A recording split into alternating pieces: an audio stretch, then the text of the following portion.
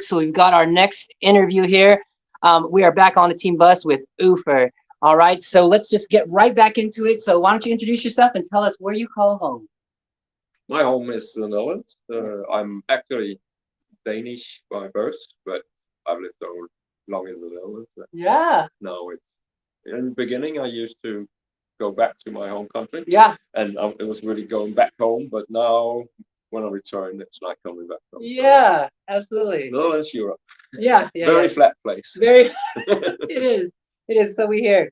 So as I wanted to ask a couple things kind of about camp. You've been to camp before, Yeah. right? One, it was last year. That was Yes. the first one. Yeah. So this is your second camp. As far as goals of last year and this year, what would you say kind of differs, or do things differ from last year to this year? I mean, basically, my goals have been the same. I try to stay in same shape the whole year round. I don't really have dips and peaks. Yeah.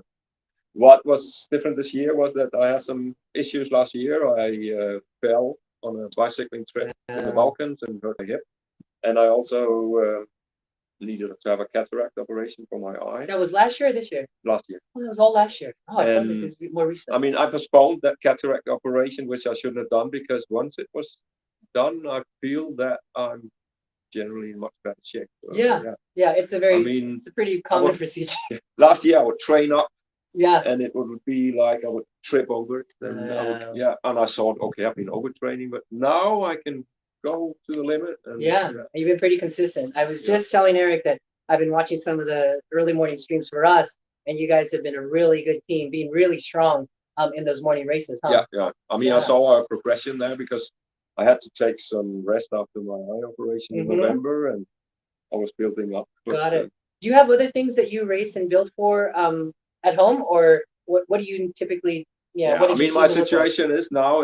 I actually wanted to come to camp for many years because I've actually been part of ODC. Yeah, Not from the start, but almost a long time. 2016. Yeah, But I was working and I was doing other stuff. I was doing bicycling, vacations. But 2 years ago, I managed to retire. There you go. Good for you. I'm more or less a professional amateur cyclist now. There you go.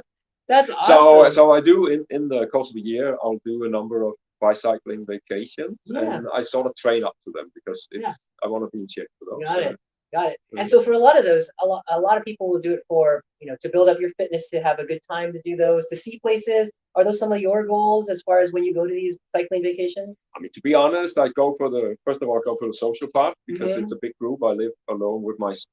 So being retired and so on, it's nice to be with alone people. Yeah, also of course. on camp. Everyone's here. So that's one part of it. And the second part is cycling. It doesn't make a big difference to me where it is. As long as the cycling terrain is good, the weather is good, the people are good. Then, I guess to your point on that, the first couple of days, we're on day 3 now.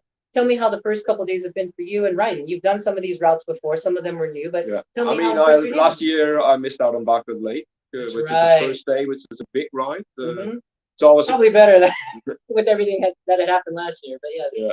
But I was a bit nervous about it. So we'll see, because last year really when the first day I was on a borrowed bike, which was actually my size limit. So that's not an excuse, but I was not feeling well. The first climb I was able to do, but then I couldn't even keep up on the downhill. It was terrible. Yeah.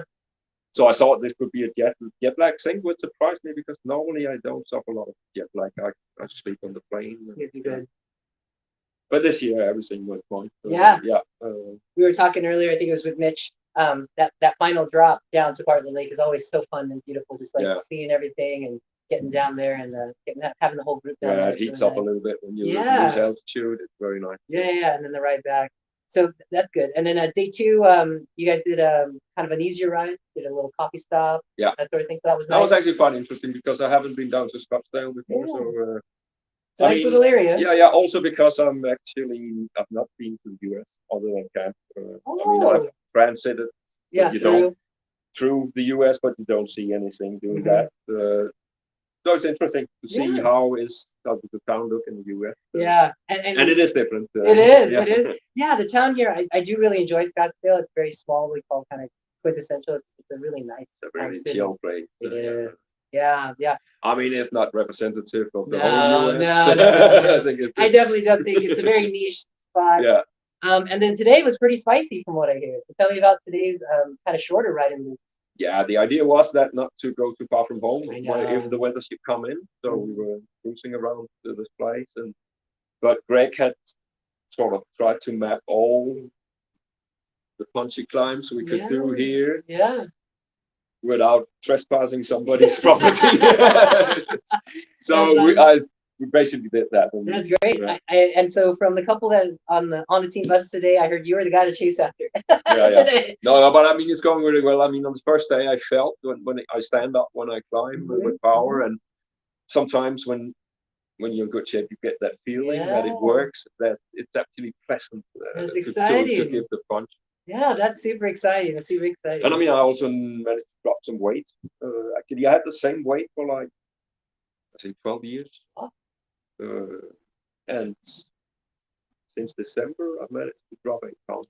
And you think that's a matter of more different training, consistent training? What do you feel kind of led to that?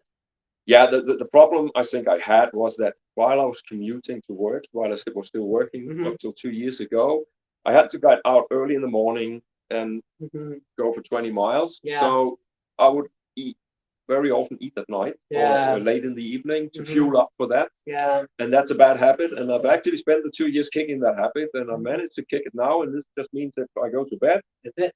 I get up, and I have a sort of fasting window.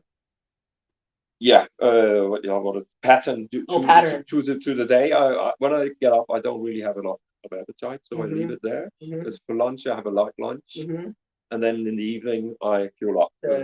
So it's like fasting for 12 hours. And and that seems to work for me to keep the weight without actually suffering. And so as you come here, we're putting all kinds of meals in.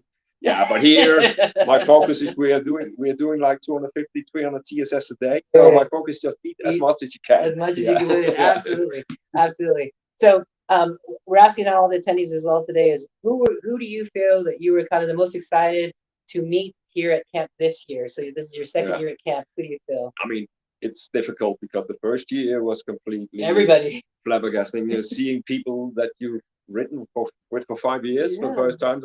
But this year, I'll nominate Mitch because Mitch is one of the guys that I've actually ridden with consistently every week. Yeah. 6 years back, the last year I've not been so consistent. But before that, we were riding every week on Wednesdays mornings. And you guys were talking to on Discord and stuff like that? Yeah, in the beginning, it faded out at some point, and then moved to having chats. Written chats. Yeah, very cool. But I mean, it was great meeting him finally. It's his second camp as well. So he went to one of our first, and then Eric reminded us this is our 6th year. Yeah. And it's been good. So our final question that we're asking everybody is, if you had to give a 5-minute talk on something you had deep knowledge on, what would it be? I mean, in general, or cycling related? In general, the whole world. You're going to drop knowledge on all of us. Then it has to be something with radio technology. Yeah. This has been my job and my hobby. I'm a little bit less into it now because I'm sort of seeing it. I can cycle now. Yeah. At some point. Yeah. With time, I will be able to cycle less than I can dig back into.